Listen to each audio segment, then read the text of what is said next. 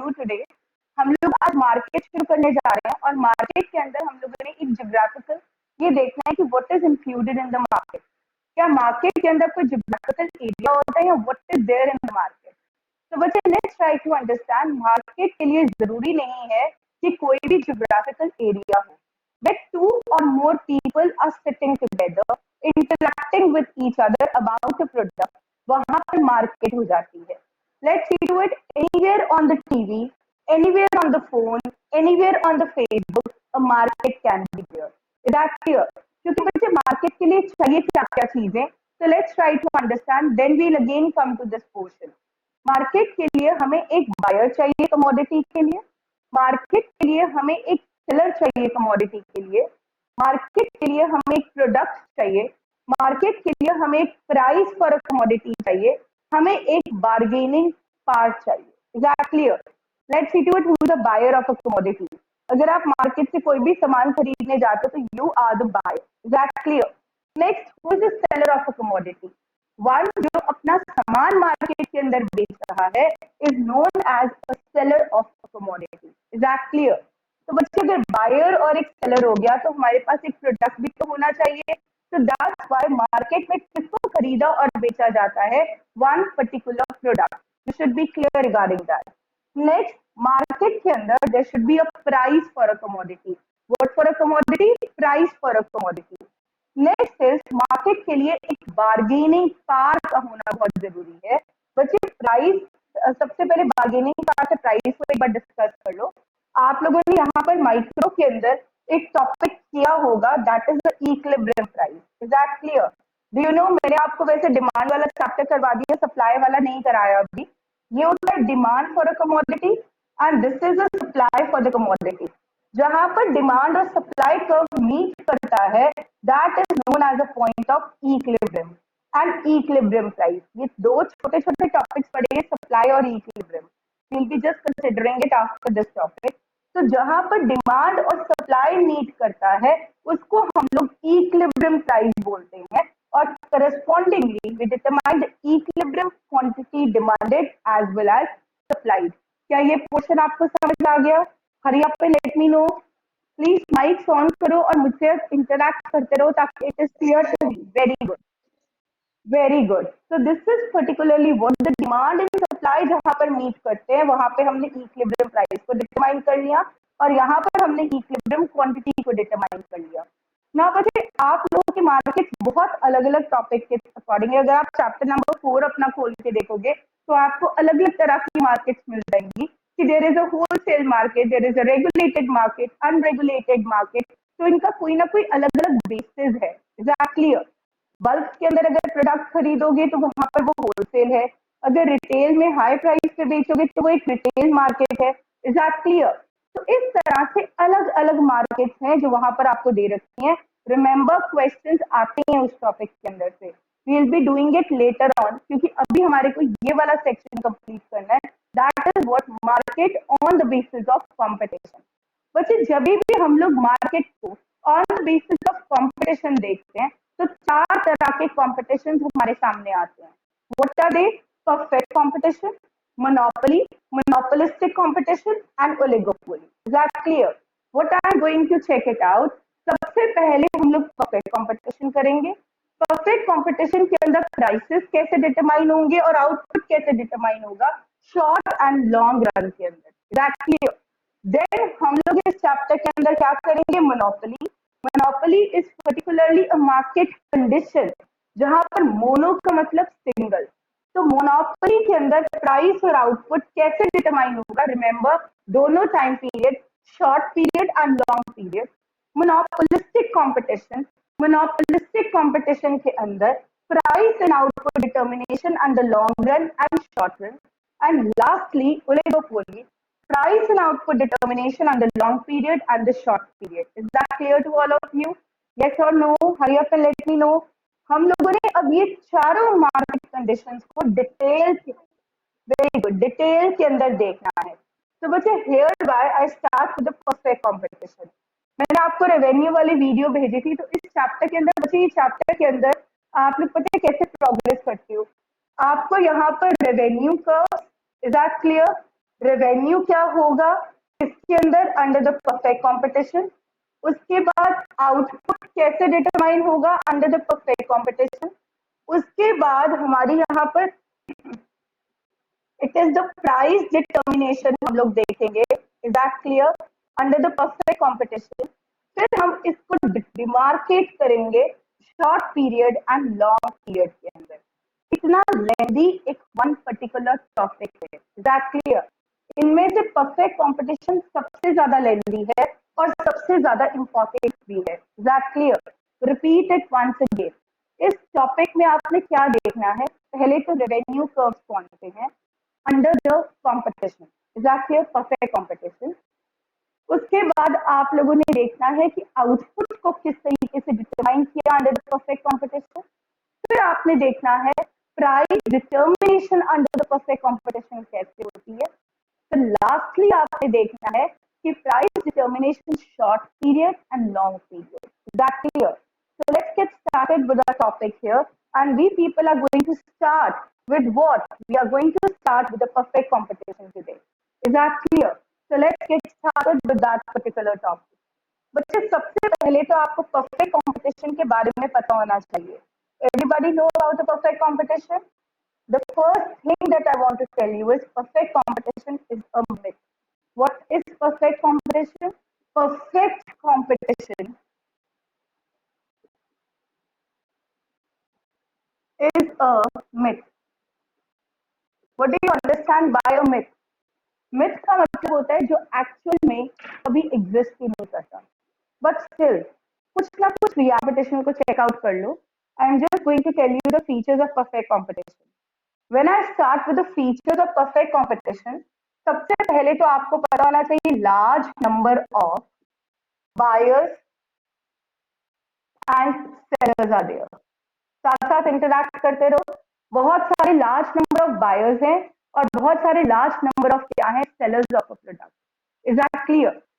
You should be remembering this particular point. बच्चे हमारे जो सेलर्स है ना इतने ज्यादा अनगिनत है, लेकिन ये बहुत बड़े सेलर्स नहीं है, they are the small size sellers, is that clear.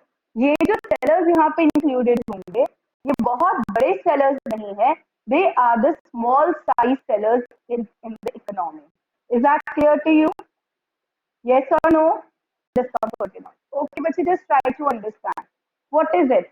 Large number of the buyers and sellers हैं, और remember ये जो sellers है ना they are unlimited sellers, बहुत ज्यादा sellers होते हैं but of small size.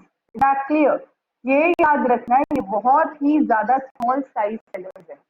बच्चे नेक्स्ट पॉइंट अगर आप लोग चेकआउट करोगे यहाँ पे which product is being sold, homogeneous product is being sold. You know, yeah, homogeneous product. Do you know what do you understand by a homogeneous product? Same type of product. इसका मतलब होता है same type. इसका क्या मतलब हो गया, अगर मार्केट के अंदर टूथपेस्ट सेल हो रही है तो वो टूथपेस्ट सिर्फ किसकी है, क्लोजअप की है। Is that clear?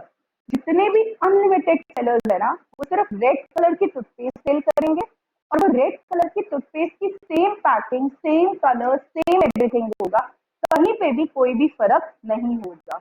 Is that clear to you? Yes और no? Okay, now very important point and that is what firm.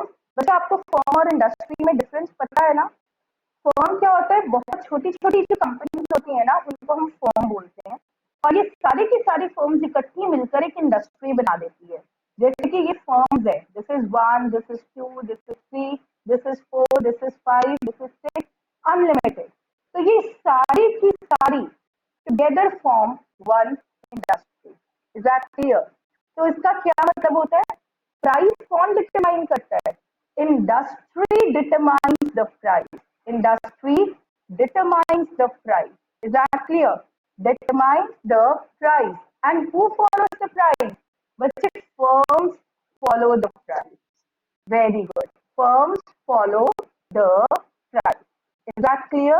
आपको पता है इंडस्ट्री किसके बेसिस पे प्राइस को डिटरमाइन करता है? Industry determines the price on the basis of market forces. Very good. और कितनी मार्केट फोर्सेस होती हैं? Hurry up and tell me. There are two market forces. One is demand and other is known as supply. Very good. There are two market forces. One is known as demand and other is known as supply. Is that clear? So industry determines the price on the basis of market forces. Basis of market forces. और ये market forces कौन सी है? Demand and supply है. Is that clear? Okay. But very important point. अब बच्चे यहाँ पर क्योंकि इंडस्ट्री ने प्राइस को डिटरमाइन कर लिया, फर्म्स ने उस प्राइस को फॉलो कर लिया, this means single price prevails here. Which price is prevailing here? Single price prevails here.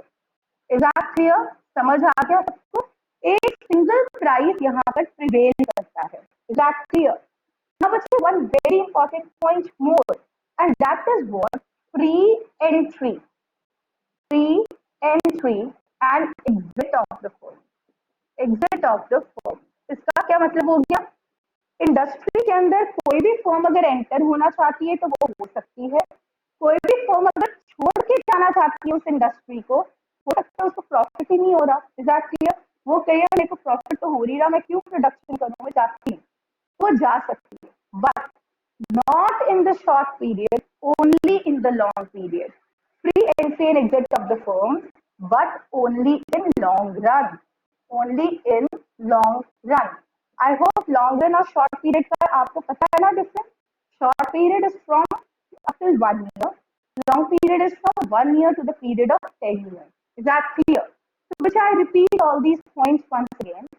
Perfect competition सबसे पहले याद रखना एक मिथ है, ये होता ही नहीं है. Is that clear? What is it? Last number of the buyers and sellers, right? Next क्या है? This is particularly a market condition जहां पे अनलिमिटेड सेलर है, बट ये सारे के सारे सेलर बहुत ही छोटे छोटे, ये सारे के सारे सेलर्स होमोजीनियस प्रोडक्ट को बेच रहे हैं. इसको दिमाग में बिठा लो. होमोजीनियस का मतलब होता है सेम टाइप, इतना सा भी डिफरेंस नहीं होना चाहिए. अब बच्चे कभी ऐसा हुआ है कोई भी मार्केट के अंदर होमोजीनियस प्रोडक्ट सेल हो, तभी हम कहते हैं it is basically a myth. और किसी भी मार्केट कंडीशन में एक सेम प्राइस नहीं रहता, तभी हम इसको बोलते हैं कि ये एक मिथ है. यहाँ पर बहुत सारी फर्म्स है बच्चे, और ये सारी की सारी जो फर्म्स है ना, ये सारे की सारी फर्म्स इंडस्ट्री को फॉर्म करती हैं. You should remember that. Firms क्या करती हैं? Follow the price. Is that clear? और इंडस्ट्री क्या करती है? Determines the price on the basis of market forces. Single price is prevailing here. What is prevailing here? Single price. और free entry and exit of the firms is here. Is that clear? Any other point is there in the notes? बच्चे hurry up and tell me, just check it out and tell me if any other point is there. ये यहाँ के लिए main points थे, so I have taken up all the main points. So once again, let's repeat all these points and what are they? Everybody able to hear me? Yes or no? सबको सुनाई दे रहा है ना? Very good. तो जरा notes से checkout करो क्या ये यहाँ पर परफेक्ट कंपटीशन के और कोई पॉइंट्स है. आई रिपीट वंस अगेन, बहुत सारे बायर्स और सेलर्स है, याद हो जाना चाहिए आपको भी. होमोजेनियस प्रोडक्ट है. फर्म्स क्या है? बहुत सारी firms together form one industry. तो firms are the price takers, they follow the price. And industry is a price maker. तो ये याद रखना लाइन कि यहाँ पर फर्म्स क्या है? प्राइस टेकर्स है, और इंडस्ट्री क्या है? Price maker. Firms price takers. Is that clear?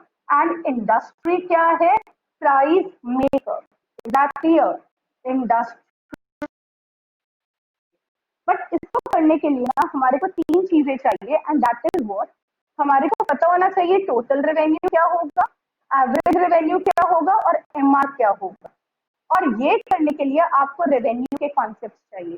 तो सबसे पहले तो अब हम लोग ये टॉपिक को करने के लिए रेवेन्यू का कॉन्सेप्ट करते हैं कि रेवेन्यू क्या होता है. But just see to it, whenever I talk about a revenue, तो रेवेन्यू का क्या मतलब होगा? It is the sale receive. क्या होता है ये बच्चे? Sale receive. What is it? It is the sale receive. Is that clear? Revenue में हम लोग क्या बोलते हैं? सेल. हाँ जी बोलो.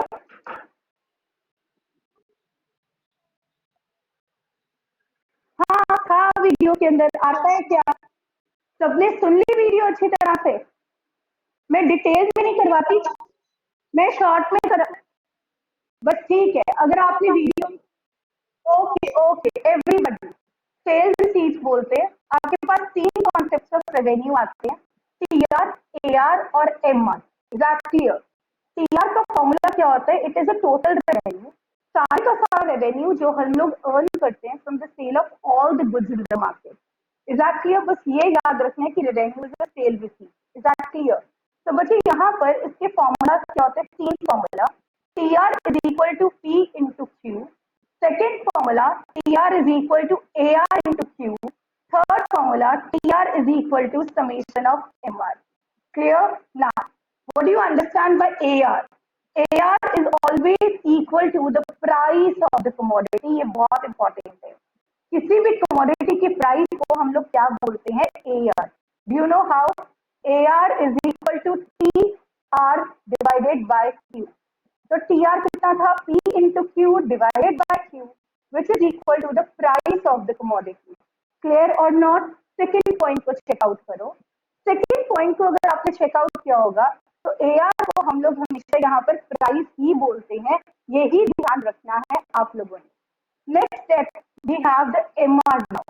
But when I have MR, just try to understand TRN minus TRN minus 1. MR is also equal to delta TR divided by delta Q, and MR is slope of TR. ये याद रखना है। Is that clear? और आपको ये भी चीज पता होनी चाहिए, ये वाला फॉर्मूला हमने कब यूज करना है? जब गैप यूनिट्स में एक से ज्यादा है। क्लियर? ना straight way I come to one point, और उस पॉइंट के थ्रू मुझे क्या पता चलेगा कि मेरा टीआर, एआर और एमआर परफेक्ट कंपटीशन में किस तरह का है। वैसे आप ये भी पॉइंट कर चुके होंगे। Is that clear? Let's try to understand what would be the shape of TR, AR and MR in the case of the perfect competition. Can I rub this section here? Now, let's try to understand one thing. हमने अभी एक term किया कि all the firms are the price takers. What are all the firms बचे? They are the price takers. Hurry up and speak out whether you are understanding. Very good. साथ साथ मेरी repeat करते जाओ ताकि मुझे लगे कि हाँ आप लोगों को समझ आ रहा है। तो बच्चे क्योंकि हम लोगों को पता है कि हमारी जो फर्म्स है they are the price takers here. पता नहीं what happened to the pen. Okay, they are the price takers here. So therefore single price prevails. कौन सी प्राइस प्रिवेल करती है? Single price prevails. Yes, very good. Let's see, यहाँ पे units आ गए, यहाँ पे सेल्स आ गया, 1 2 3 4 5 6। Is that clear? Now let me tell it to you, यहाँ पर हमारे पास क्या आ गया? Price. Remember price is known as AR। और एक और चीज का ध्यान रखना, आप अगर वीडियो देख चुके हो तो आपको ये भी क्लियर हो गया होगा, P को हम लोग AR बोलते हैं, P को हम लोग प्राइस लाइन बोलते हैं, और P को हम लोग यहाँ पर demand curve. Yes, very important, ये बिल्कुल भी नहीं भूलना है। If everybody has watched the video, so this is really important for you to remember. P is equal to AR. Remember one thing, firms are the price takers. Price takers single price को follow करते हैं। So what is the single price being followed here? Everybody, यहाँ पर क्या आ जाएगा? 5 5 5 5 5 and 5 in all the cases. What is particularly the shape of TR now? TR is equivalent to, यहाँ पर कैसे कैलकुलेट करते हो? P into Q, 5 1 is 5, 5 2 is 10, 15, 20, 25 and this is 30. Is that clear to you? Now let's find MR here. जब आप लोग MR को ढूंढते हो, this is 5, 10 minus 5 5, 15 minus 10 5, 20 minus 15 5, 25 minus 25, 30 minus 25 5. Is that clear? क्या पता चला? AR कांस्टेंट है, MR भी कांस्टेंट है। What did you come to know from the video? कि TR क्योंकि MR कांस्टेंट है, TR is increasing at which rate? Hurry up and tell me. TR is increasing at a constant rate. Very good. 45-degree angle. Very good. This point is clear now? Okay. Now what about the MR curve बचे? MR and AR overlap each other. यहाँ पर P is equal to AR which is equal to MR। बच्चे ये सबसे important observation है, आप देखोगे और किसी मार्केट कंडीशन में ये ऑब्जर्वेशन नहीं निकल कर आएगी। किसी भी मार्केट कंडीशन में AR is not equal to MR, AR is greater than MR। लेकिन सिर्फ परफेक्ट कंपटीशन एक ऐसा मार्केट कंडीशन होता है जहां पे P किसके बराबर है AR और वो AR किसके बराबर है MR। Is that clear? And what is it? It is horizontal in nature. यहाँ तक आपका बेसिक था, आपको ये बेसिक्स क्लियर हो गया। Is that clear? Horizontal in nature and it is parallel to which axis? Parallel to OX axis. यही आपको पता होना चाहिए। TR increases at a constant rate 45-degree angle. AR is equal to MR is equal to price, horizontal in nature, parallel to OX axis. Is that clear? Parallel to which axis? OX axis. एक चीज का और ध्यान रखना है, elasticity of demand is equal to infinity. आप लोग पढ़ चुके हो ना कि हम लोग AR को डिमांड कर्व भी बोलते हैं। ये क्यों डिमांड कर्व बोलते हैं? क्योंकि हमारे जो AR कर्व होते हैं, हम इलास्टिसिटीज कर आए थे, 5 इलास्टिसिटीज थी। Perfectly elastic, perfectly inelastic, unit, more than unit and less than unit. जिसने पहले वीडियो नहीं देखी है वो प्लीज वीडियो देख लेना, ये चैप्टर फिर बहुत अच्छी तरह से समझ आ जाएगा। एक और वीडियो आज मैं भेजूंगी आप लोगों को। तो बच्चे व्हाट इज इट? P किसके बराबर आ गया? AR is equal to MR, ED is equal to infinity. तो हमारा जो डिमांड कर्व होता है ना, वो क्या बताता है? हम कितनी क्वांटिटी डिमांडेड कर रहे हैं। लेकिन फर्म का डिमांड कर्व क्या बताता है? कि उसने कितनी क्वांटिटी को बेचा है, सेल किया है, कितने यूनिट्स उसने बेच दिए। यहाँ पे यूनिट्स ऑफ सेल्स है ना। तो बच्चे इसी कारण से एक्स एक्सिस के ऊपर हम लोग क्या बोलते हैं? Units sold. What do you say on X axis? Units sold. Is that clear? तो हर एक फर्म उतना ही सामान बेचेगी जितना लोग डिमांड करेंगे। इसीलिए हम AR कर्व को फर्म का डिमांड कर्व भी बोलते हैं। Is that clear to all of you? So what is the elasticity here? Perfectly elastic. Why perfectly elastic? Because the firms are the price taker, single price is prevailing here. Is that clear to all of you? क्या ये point सबको समझ आ गया? So what is clear in your mind? यहाँ तक एक बार repeat कर लो। Large number of buyers and sellers, homogeneous product, firms are the price taker, industry price maker, single price prevails here, free entry and exit of the firm. Next जो चीज आपको इस point से पता होनी चाहिए, TR is increasing at which rate? Constant rate. Increases at constant rate, और कोई भी इंक्रीजेस एट कांस्टेंट रेट करता है तो यहाँ पर किस डिग्री एंगल का बनता है? 45 डिग्री। और आपका P किसके बराबर है? AR। AR is equal to MR and do remember what are they in nature? They are horizontal in nature. What in nature? Horizontal in nature. Now we move to the next step बच्चे। इसकी video आप लोगों ने नहीं देखी है तो इसीलिए थोड़ा सा सीरियस रहना। यहाँ पर अब आपको इसका बेसिक समझ आ गया। अब हम लोग क्या करेंगे? यहाँ पर बेसिक कर्व्स के बाद ना प्राइस एंड आउटपुट डिटर्मिनेशन करेंगे। Is that clear? जिस तरह से कंज्यूमर इक्विलिब्रियम किया था ना, उसी तरह से प्रोड्यूसर इक्विलिब्रियम होता है। Is that clear? Now we have to find the producer's equilibrium. Producer's equilibrium का क्या मतलब होता है? It is a point जहां पर हमें पता चले कि प्रोड्यूसर कितने इक्विलिब्रियम यूनिट्स को प्रोड्यूस करेगा और मैक्सिमम प्रॉफिट करेगा। Is that clear? What does producer's equilibrium say? How many units? How many units will a producer produce? Will a producer produce to maximize his profit, maximize his profit and minimize the losses?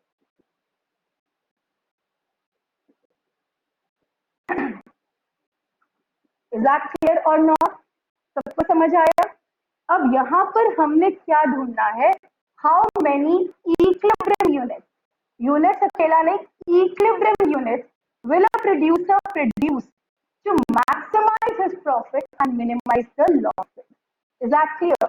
कोई भी जो producer होता है, yes, interact with me, कोई भी जो producer होता है उसके दो ही मेन एम होते हैं बच्चे, प्रॉफिट्स को क्या करना, मैक्सिमाइज करना.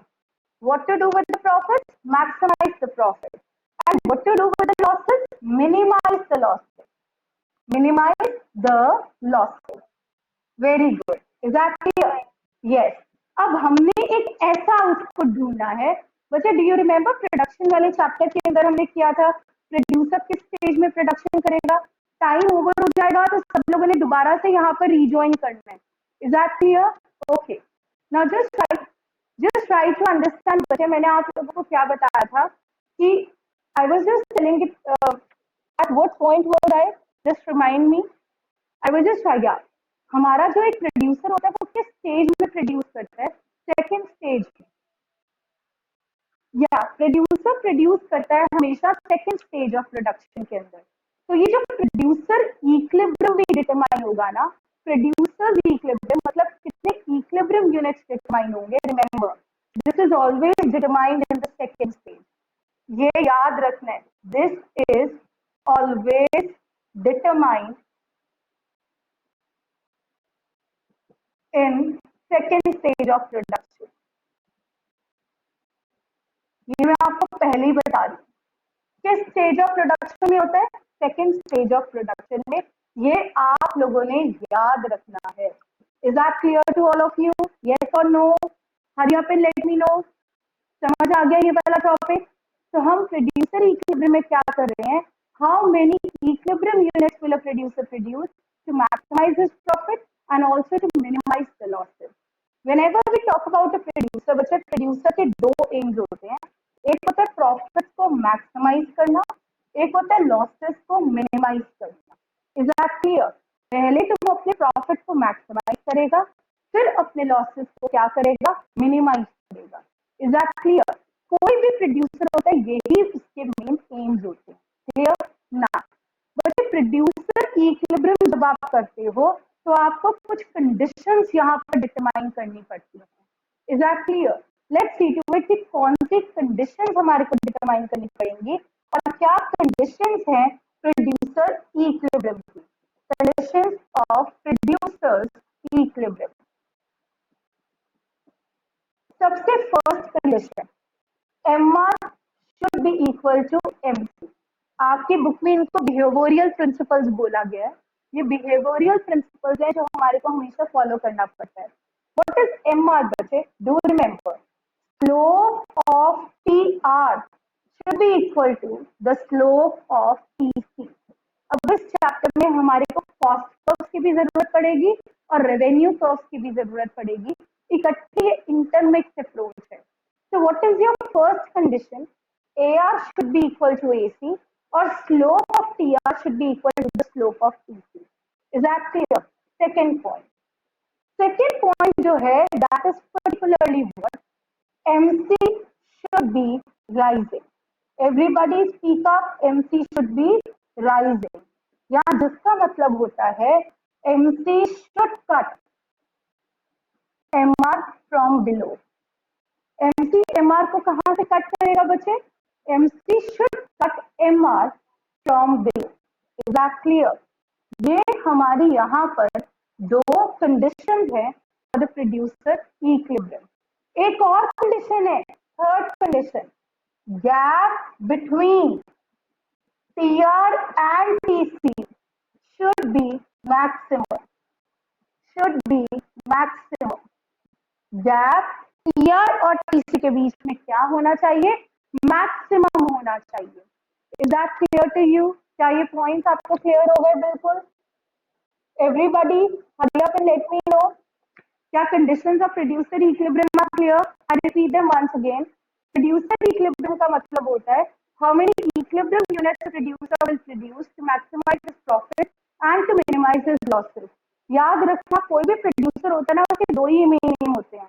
प्रॉफिट्स हो रहे हैं तो उसको मैक्सिमाइज करें, लॉसेस हो रहे हैं तो उसको मिनिमाइज करें. Is that clear? तो प्रोड्यूसर के लिए ये दोनों चीजें हो गई, प्रॉफिट्स को maximize and minimize the losses.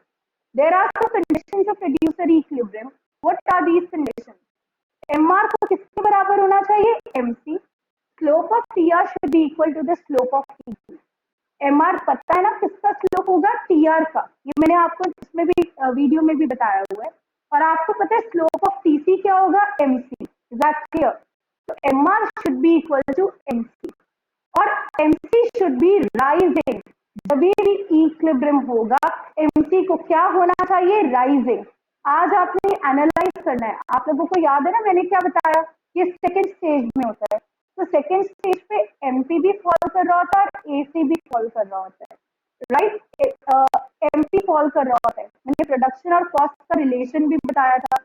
जब एमपी फॉल करेगा तब एमसी क्या करेगा, राइज करेगा। Do you remember that? I am just taking it up here again, अगर आप लोग इन केस भूल गए हो तो। मैंने आपको एपी और एमपी कर्व्स के साथ रिलेशन बताया था जब C2 है। यहाँ पर ये आपका एमपी कर्व था, दैट क्लियर? जहां पर एमपी मैक्सिमम होता है, you know it very well, वहां पर हमारा एमसी बिल्कुल मिनिमम होता है। क्लियर? ना सेकेंड स्टेज के अंदर आप लोगों को पता है क्या होगा, यहाँ पर कहीं पे भी सेकेंड स्टेज बनती है, ये ब्लू पॉइंट है। Is that clear? तो यहाँ तक अगर हम सेकेंड स्टेज को मानते हैं तो देखो एमपी फॉल कर रहा है और एमपी इस पोर्शन में क्या कर रहा है, राइज कर रहा है। Is that clear? ये वाला सेक्शन चेकआउट करो। तो ये सेकेंड स्टेज के अंदर ही हमारा इक्विलिब्रियम डिटरमाइन होगा। तो दैट मीन्स जब भी इक्विलिब्रियम हो तब एमसी को क्या होना चाहिए, राइजिंग।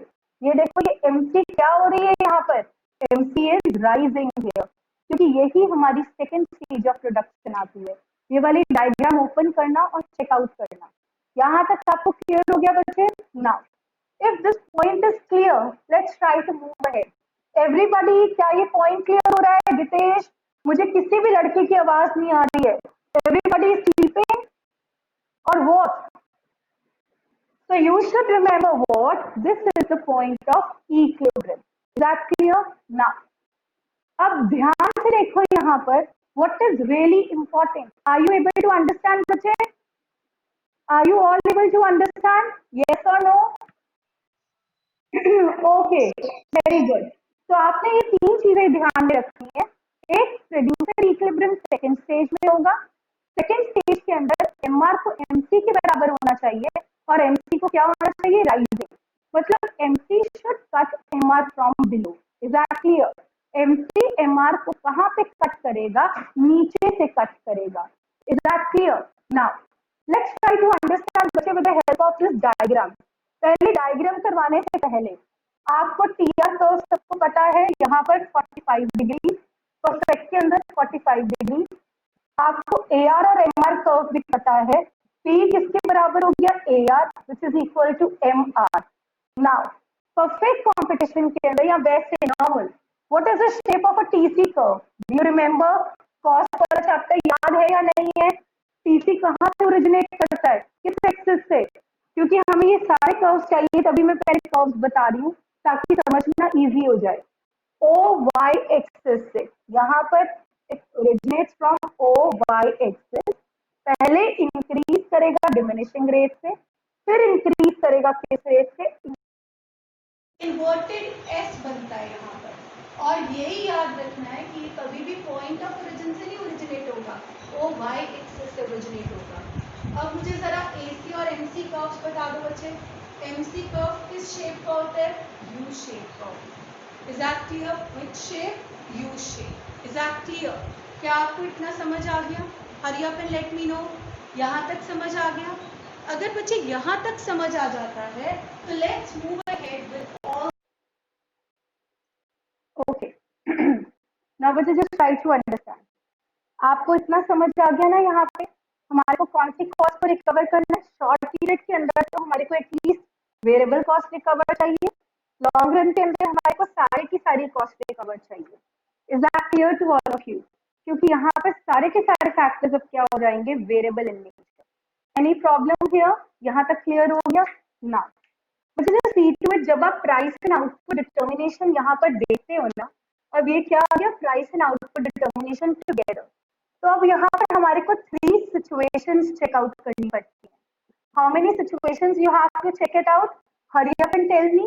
एक, super normal profit. Is that clear? SNP का क्या मतलब है? Super normal profit. बच्चे सुपर नॉर्मल प्रॉफिट्स को आप लोग एबनॉर्मल प्रॉफिट्स भी बोलते हो, और यहाँ पर एक और नाम बोलते हो, extra normal profit.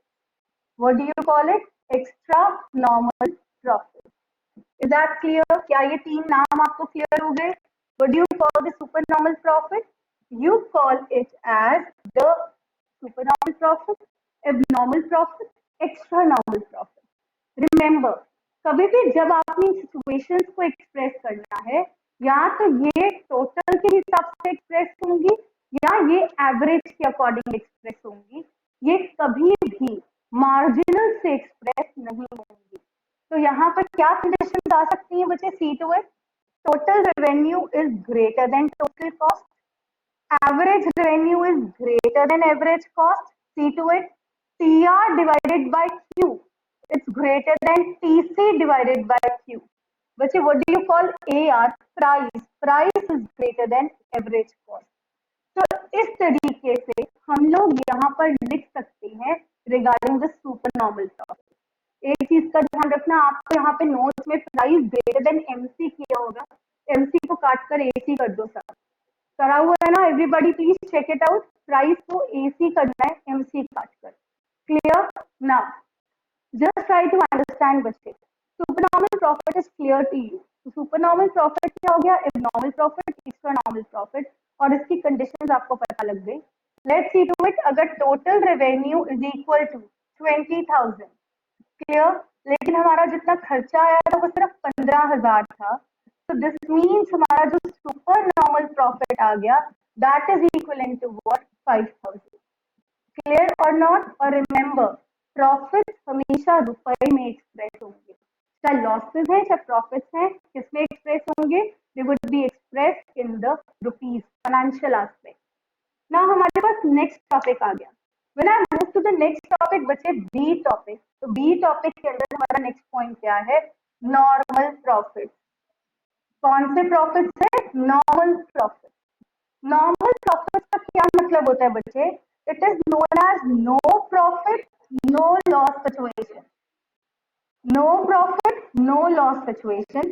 Rohan mike off करो, फिर बोलो what is it? No profit no loss situation. Next, it is particularly known as what?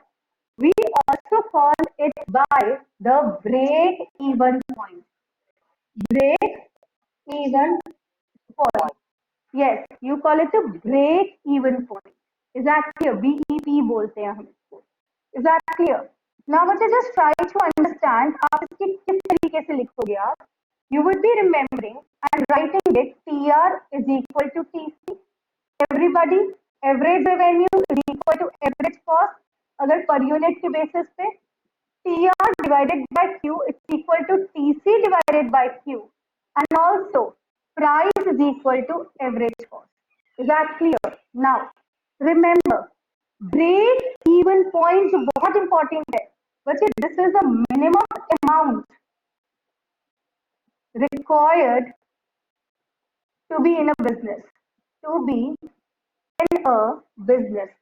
अगर आपको बिजनेस में बने रहना है तो this is the minimum amount. Here all the cost is recovered. क्या बनाकर? अभी नहीं बनाएंगे, आगे बनाएंगे। Here all the cost is recovered. आपकी सारी की सारी कॉस्ट रिकवर्ड है, fixed cost plus variable cost. Is that clear? Right. Next point जो बहुत इंपॉर्टेंट है वो क्या चीज है?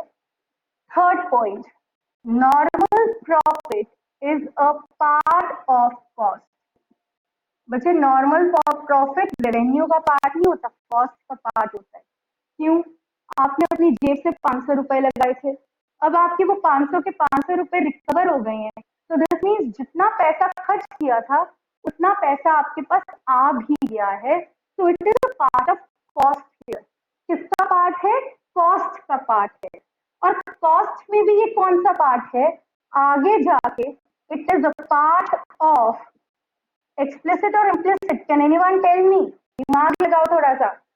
नॉर्मल प्रॉफिट एक्सप्लिसिट कॉस्ट होगा या इम्प्लिसिट कॉस्ट होगा? Normal profit is a very good. It is a part of implicit cost.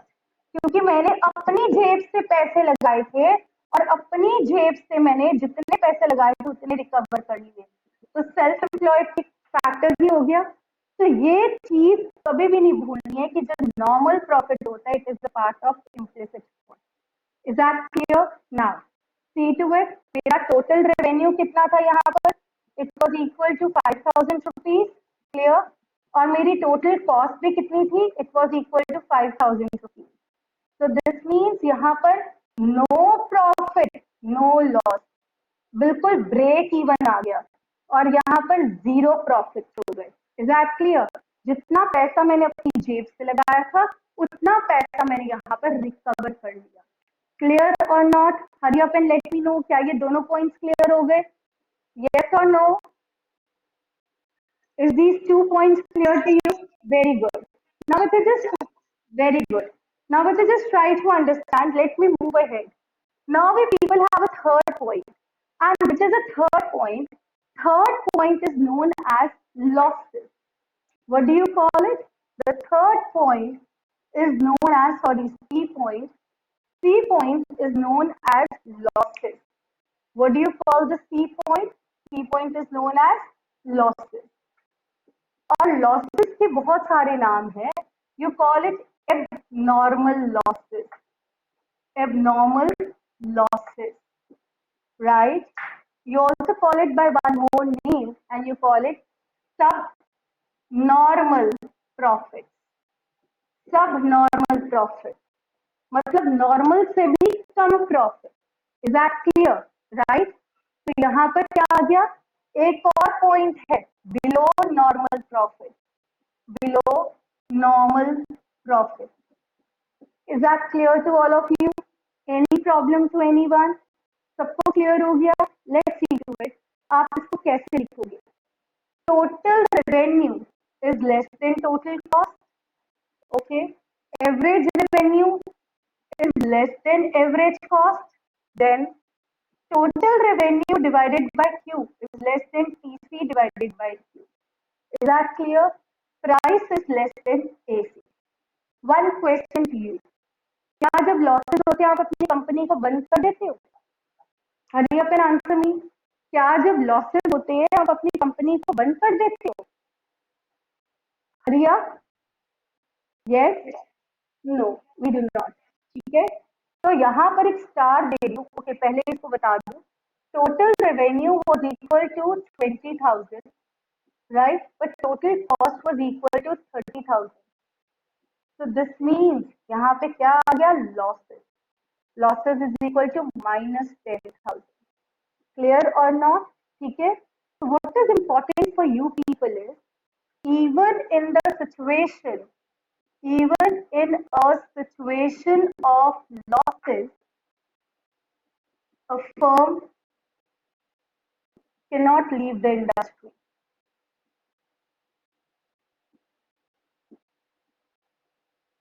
In short period.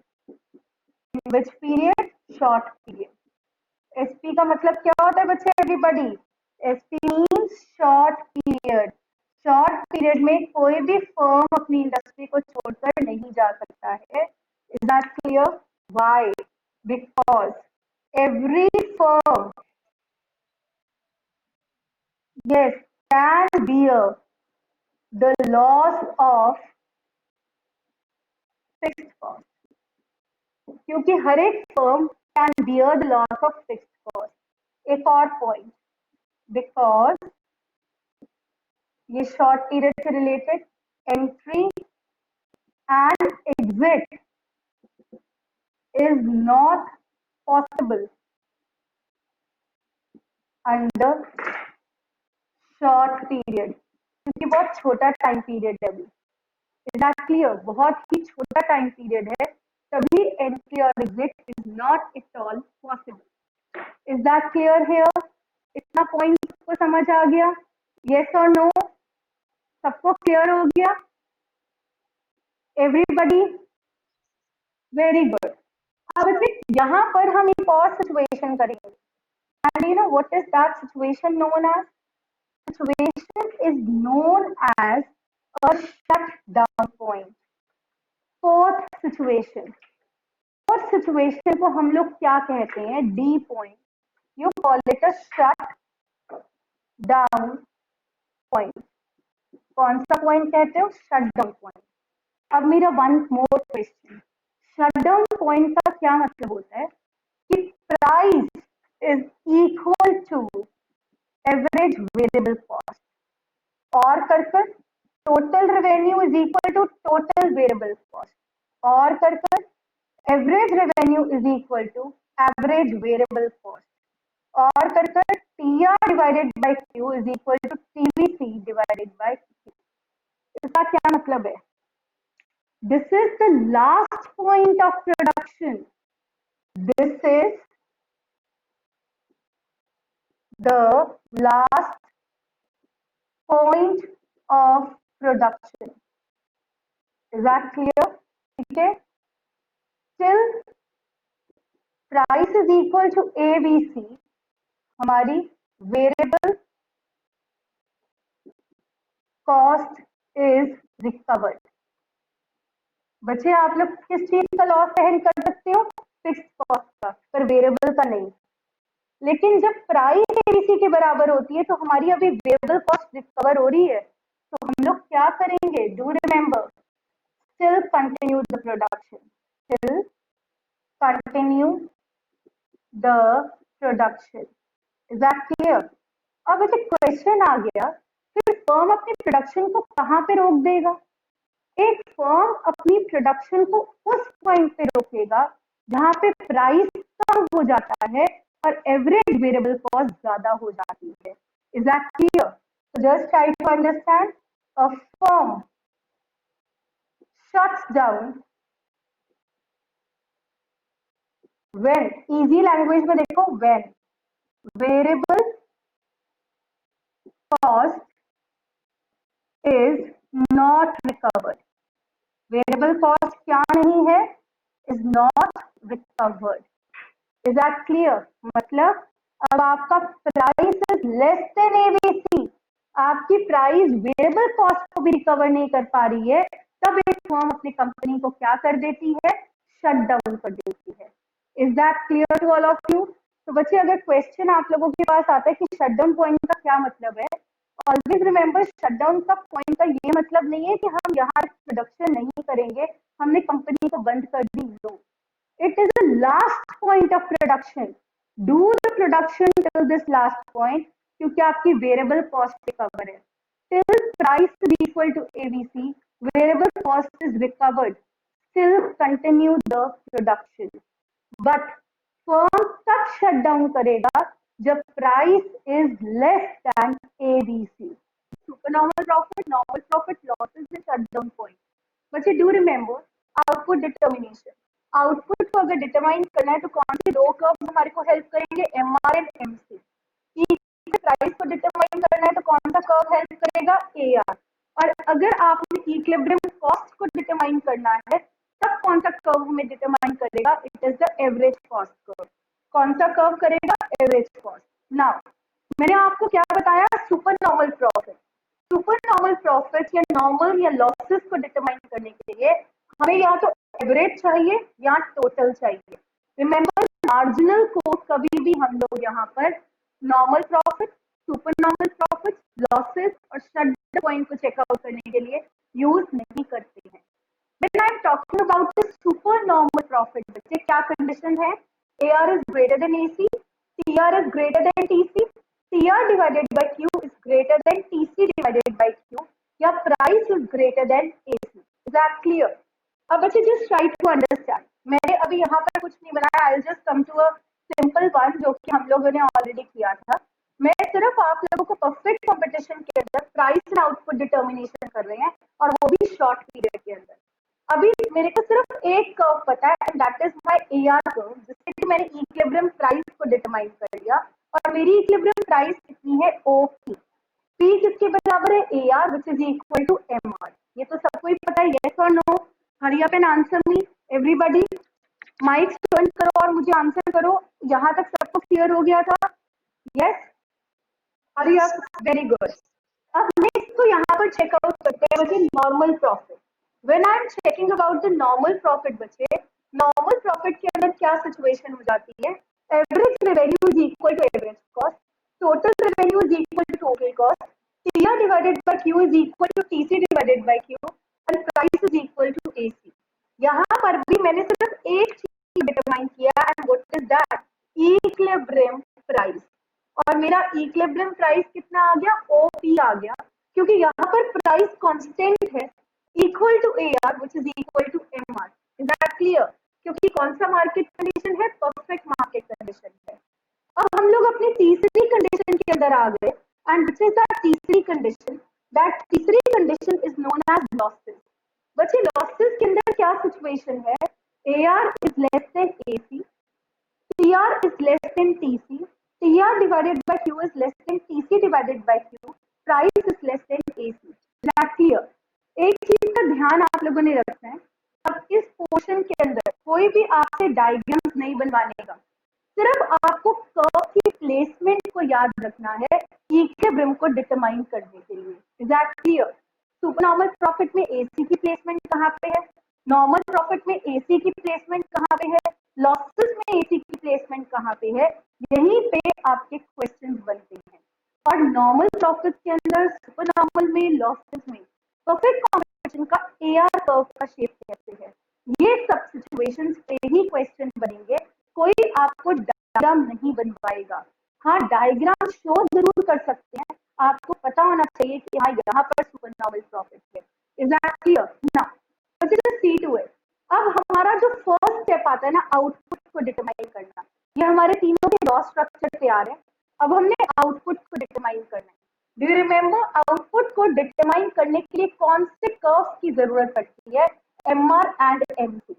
MR already आपको गिवन है, और एमसी आपको पता है किस शेप का कर्व होता है? यू शेप का। तो let me draw that U shape curve here like this. ये मेरे पास कौन सा कर्व आ गया? एमसी। जहां पे एमआर एमसी के बराबर है, वहां पर क्या आ गया? और एमसी राइजिंग है, पॉइंट ऑफ इक्विलिब्रियम। और प्रोड्यूसर क्या प्रोड्यूस कर रहा है यहाँ पे? Equilibrium level of output to be produced in system. Yes और नो? ये वाला पॉइंट आपको समझ आ गया सबको? यहाँ पर प्रोड्यूसर ने क्या किया? Equilibrium level of output to be produced. इस पॉइंट पे MR is equal to MC and MC is rising. Is that clear? दोनों कंडीशंस हमारी प्रोड्यूसर इक्विलिब्रियम की सेटिस्फाई हो रही है। क्लियर? आउटपुट डिटरमाइन करना आपने सीख लिया। अब ऐसे नॉर्मल प्रॉफिट्स की डायग्राम तो बाद में आएगी, पहले हम इस डायग्राम में आउटपुट को डिटरमाइन कर ले। आउटपुट किस कर्व से डिटरमाइन होता है? एक MC से और एक MR से।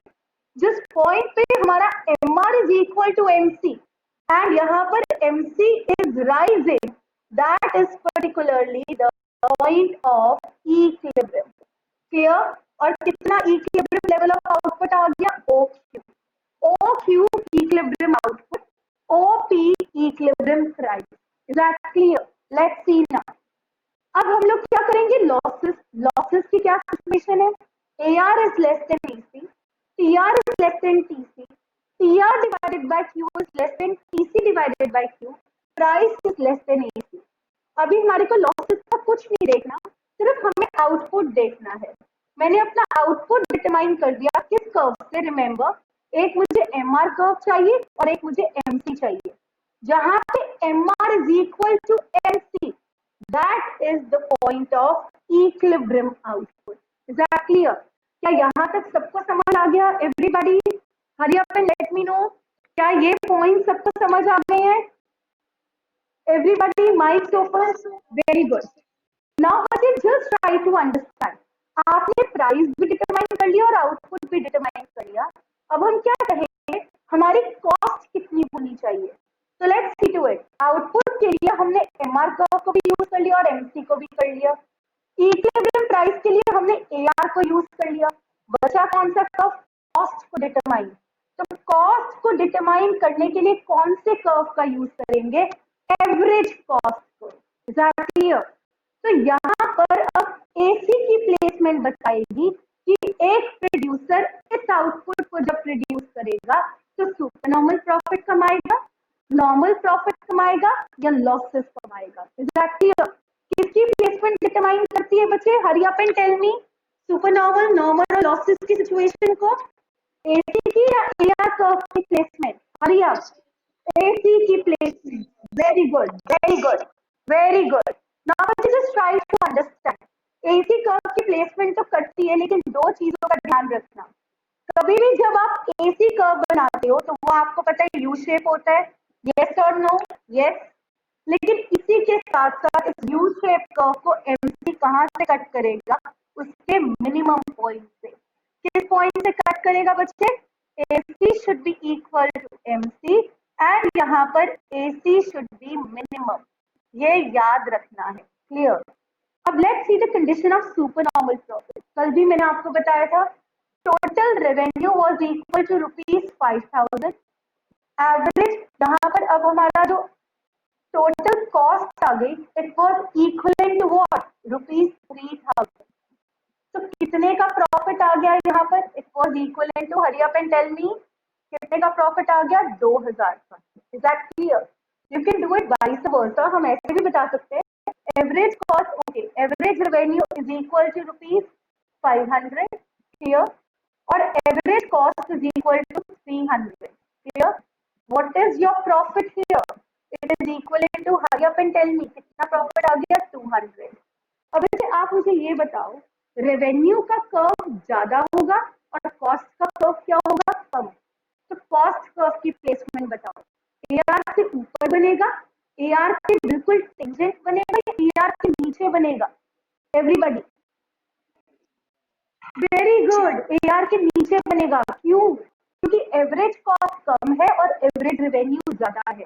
चलो let's make a placement of an average cost. याद रखना सिर्फ एक चीज, जब एवरेज कॉस्ट कर्व बनाओ तो ये याद रखना कि एमसी को एसी को मिनिमम पॉइंट पे काटना है।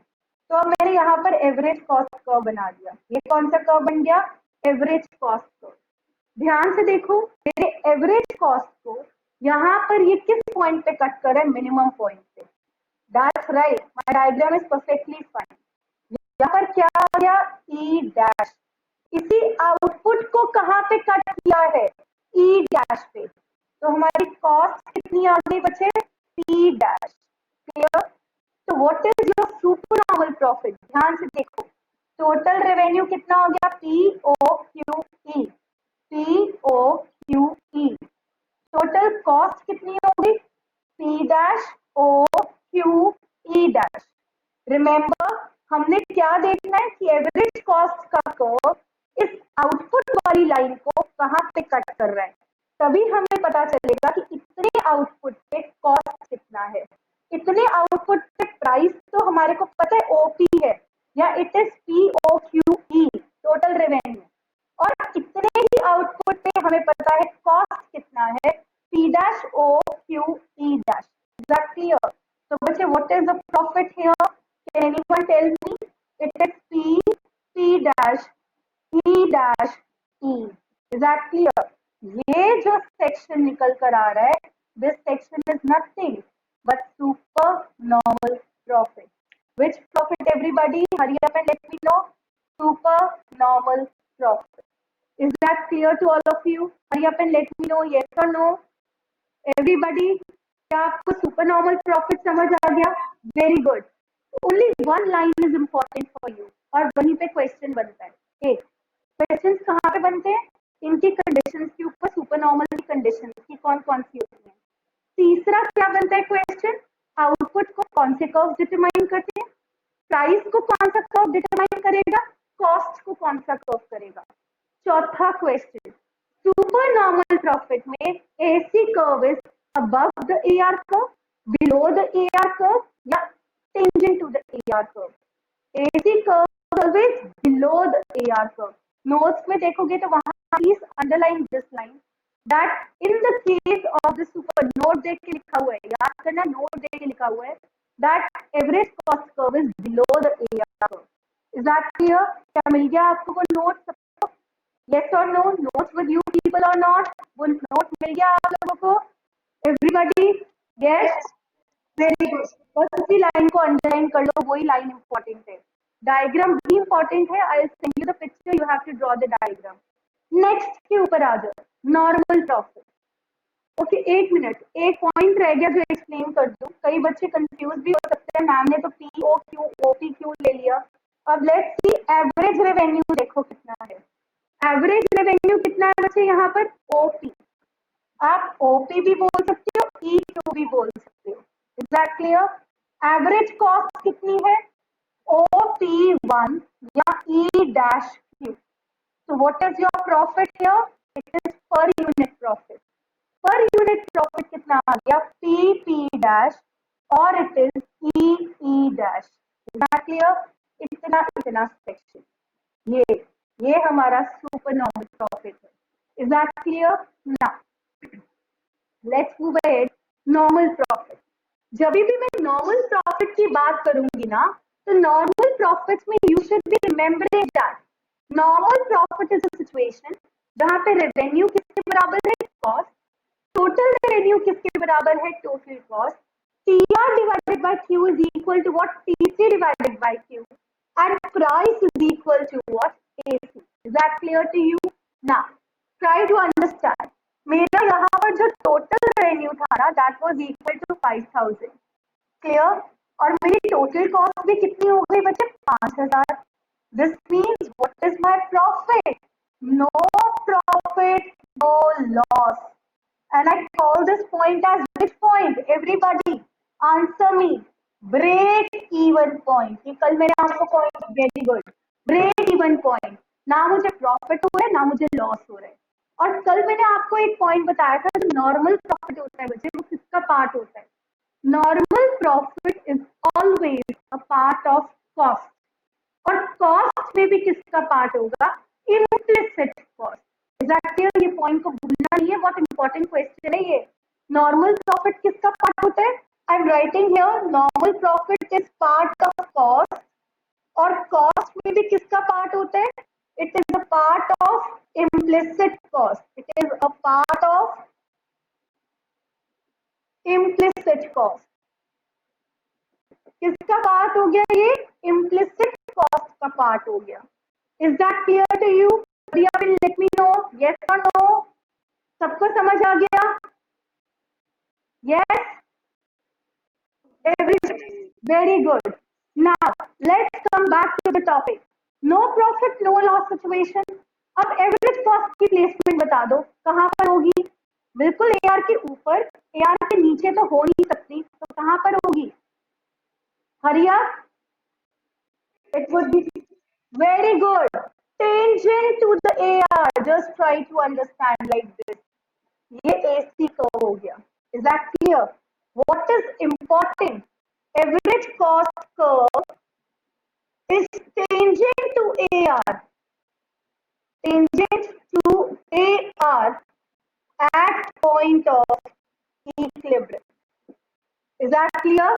Equilibrium आउटपुट के ऊपर जब एवरेज रेवेन्यू बिल्कुल एवरेज कॉस्ट के बराबर है, हमारा AC टेंजेंट है AR के, then we are earning good situation, तब हमारे पास यहाँ पर नॉर्मल प्रॉफिट की सिचुएशन है। किसकी सिचुएशन है एवरीबॉडी? नॉर्मल प्रॉफिट की सिचुएशन है। Is this point getting clear? कुछ समझ आ रहा है इस पॉइंट के अंदर? सब कुछ क्लियर हो गया? नाउ हमारे पास सिर्फ एक लास्ट पॉइंट बचा है, and which is that last point? Losses. Let's talk about the losses. बच्चे मैंने आपको एक चीज बताई थी, हर एक फर्म कौन सी कॉस्ट का लॉस सहन कर सकती है शॉर्ट पीरियड में? फिक्स कॉस्ट का या वेरिएबल कॉस्ट का? Everybody very good. हर एक फॉर्म फिक्स कॉस्ट का लॉस सहन कर सकती है, but not the loss of the variable cost. ये एंड तक याद रखना है। Is that clear? Now let me tell you the placement. देखो कितनी अच्छी चीज हो रही है। पहले इसी यहाँ पर था, अब इसकी टेंजेंट हो गया, अब कहाँ पर आ जाएगा? हरी अप टेल मी, अब कहाँ पर आ जाएगा? AR के ऊपर। Is that clear? हवा के अंदर आ जाएगा। वेरी गुड, AR के ऊपर आ जाएगा। But remember one thing, MC को AC के मिनिमम पॉइंट पे ही काटना है। Clear? So let's see to it. यहाँ पर हम पहले यहाँ पर ये सिचुएशन देखते हैं। टोटल रेवेन्यू कितना है यहाँ पर? 5000। लेकिन हमारी कॉस्ट कितनी हो गई, 7,000। Is that clear? खर्चा बहुत आ गया। तो यहाँ पे किस चीज की सिचुएशन आ गई, लॉसेस। और लॉसेस कितने के हो गए, 2,000 रुपए के, -2,000। इज दैट क्लियर और नॉट? समझ आ गया, right? So let's see to it. What is the shape of an average cost curve? This is the shape of an average cost. एक मिनट बचे, मिनिमम पॉइंट नहीं आया था. This is the shape of the average cost curve. Clear or not? सबको समझ आ गया? Average cost की शेप समझ आ गई सबको? कहाँ पे बनेगा, हवा के अंदर. बस एक चीज का ध्यान रखना, minimum point of MC should cut at, sorry, the rising segment of MC should cut at the minimum point of AC.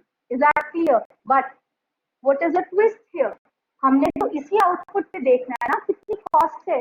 Revenue तो मुझे पता लग गया, मेरा रेवेन्यू कितना है, OP. पर मेरे को अपनी कॉस्ट भी तो चेकआउट करनी है ना. तो बच्चे कॉस्ट को चेकआउट करने के लिए यही आउटपुट की लाइन को ऊपर तक लेना है ताकि वो कॉस्ट के कर्व को टच कर ले, और उस पॉइंट को मैं E डैश लेवल कर दूंगी. And this is this point that is P1. Is that clear? सबको समझ आ गया? मुझे इसी आउटपुट की लाइन को ऊपर तक लेकर जाना है ताकि वो कॉस्ट कर्व को टच करे. Is that clear or not? Everybody hurry up and answer me. Yes or no? Yes? Very good. नहीं समझ आया तो I'm very good. अब मुझे यहाँ पर ध्यान से देखना. What is the situation? हमारे पास जो रेवेन्यू था, what was your revenue? Average revenue was equal to कितना था, OP, या it was equal to EQ. Average cost जब आपके पास कितना आ गया, OP1, इट इज OP1 और E डैश Q. तो हमारे पास लॉस की सिचुएशन आ गई. और क्या सिचुएशन है लॉस की बच्चे? This is P dash P और you call it what, E dash E. Is that clear और नॉट? और अगर टोटल के हिसाब से देखेंगे तो टोटल के हिसाब से ये पॉइंट कहाँ पर आ गया, दिस पॉइंट. एक मिनट बचे, ये लाइन ही ऐसे लिख ली. टोटल के हिसाब से क्या आ गया, the situation is particularly this one. ये जो सिचुएशन है, ये सिचुएशन किसको बता रही है, this is the situation of loss. ये क्या है, loss. Is that clear? What is the loss equal to, P dash P E dash. Is that clear? सबको समझ आया या नहीं आया? But what is important, only one line in all the cases, placement of AC. यहाँ तो question इस topic पे आ सकता है कि कर्व की प्लेसमेंट, सॉरी, कैसे लिखते हैं, इसके दूसरे नाम क्या होते हैं, या क्वेश्चन कहाँ पर आ सकते हैं, AC की प्लेसमेंट क्या होती है. Hurry up and revise the 3 points. AC की placement in the case of supernormal profit, above the AC, above the AR, below the AR, or it is tangent to AR. Hurry up and answer. Hurry up. AC की placement कैसे है बच्चे? Hurry up and tell me. Yes, yes, very good. Below the supernormal profit में AC की placement below the AR. Very good. Normal profits में it is tangent to the AR curve. Very good. और losses में AC is above the AR curve. Very good. इन तीनों diagrams में हमें सिर्फ इतना सही चाहिए था. Is that clear? But again, just explaining one very important topic again to you people. And which is that important topic? But please try to understand. Important topic is that output determination के लिए कौन से curves चाहिए? Question बार बार आ सकता है. MR and MC. Equilibrium price के लिए कौन सा चाहिए? AR. इक्विलिब्रियम कॉस्ट के लिए कौन सा चाहिए? AC. Is that clear? अब आपकी परफेक्ट कंपटीशन